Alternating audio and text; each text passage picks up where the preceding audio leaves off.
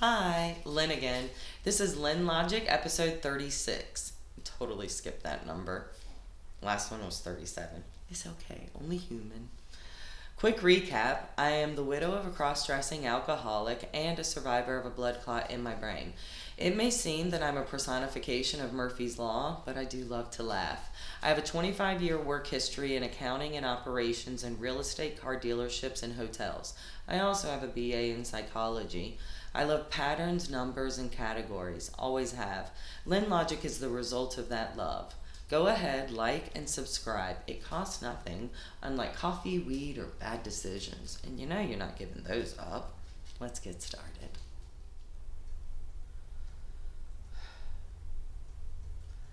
July 17th, 2025. I constantly talk about being soul tired. Let me explain this. People are selfish, some more than others. And when I say I am soul tired, I mean that it is exhaustive to be a giver in a world where there are so many takers. And here's the thing: the only thing I need is love. Yes, that's hokey as fuck, but true. You know what you get with love? Real love? You get care, compassion, validation, all those things, because that is what you give. Now, the scales for me seem to have tilted too much. I will always be me and give, but it is tiring. I just want a hug and a nap. We live in a world of constant waiting, but how many times and how long have you been waiting for people that just don't respect your time? Look, I get it. Shit happens. But sometimes you just have to admit that you either have really shitty time management skills or there's a part of you that enjoys having people wait for you. Yes, that is narcissistic. We live in a world of time. All we do is fight for more time. So when someone is disrespectful of yours, it is fucking rude. So here is me, and so many others. We will give you our time. We will be there for you. And we never expect what we give in return. But that doesn't mean that we don't take notice. And once that give bucket is full and the take bucket is empty, that is our breaking point. You will say you don't understand or are confused, but that is just your own admission that you weren't paying attention. That's it, isn't it? How do you see others when all you do is look at yourself? How do so many people focus on self without being self-aware? Look, I am not perfect, not in the fucking least. I am imperfect and flawed and broken, but I do have self-awareness. My definition of self-awareness is a two-parter. One, yes, it is being self-aware of the insides and outsides of me. I struggle with this side as I constantly bump into things. But the second part, which is bigger, is being self-aware of how I am in the world. This is the basic understanding that I am 1 in 7 billion, or whatever the population is. That means that there are 6.99 billion other motherfuckers out there just trying to get a piece of the pie and be happy. The biggest example I can give for being self-aware out in the world is driving. Do you know what road rage is? Here's my Lynn Logic definition. It is when people get angry at you for not having the same perspective as them. Also, the same driving ability. Hell, sometimes the same car too.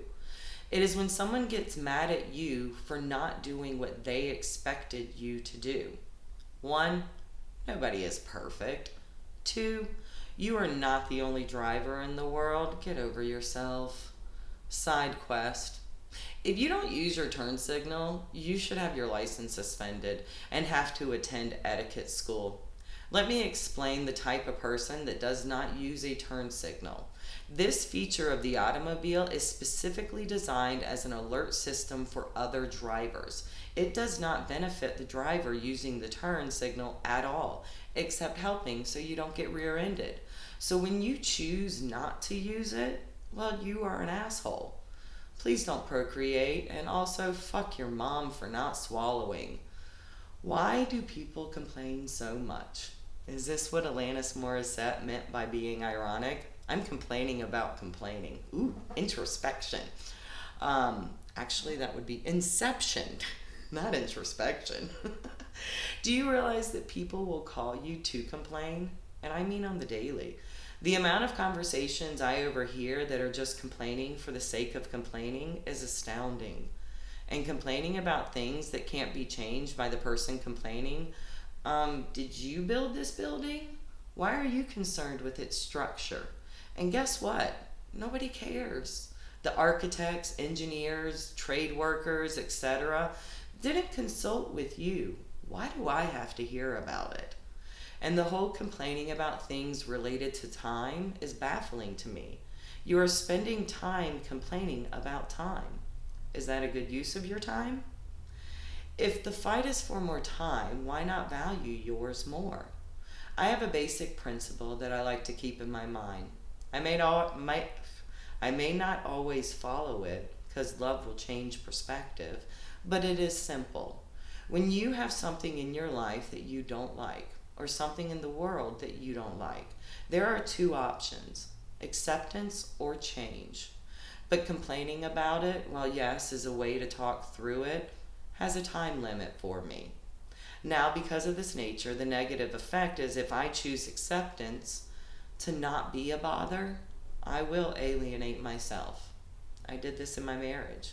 I accepted my husband. I made a promise. But it broke me a little to accept it, and I didn't want to bring anyone else down. So I put a mask on during the day and crumbled at night. Now I am more cautious on how much I give of myself. I understand self-sacrifice wholeheartedly. And Sebastian from The Little Mermaid was right. The human world, it's a mess. I have a lifetime of begging and waiting, begging for love, for validation, for people to see me. And then all I seem to do is wait for it. So much waiting. Waiting to be seen and loved.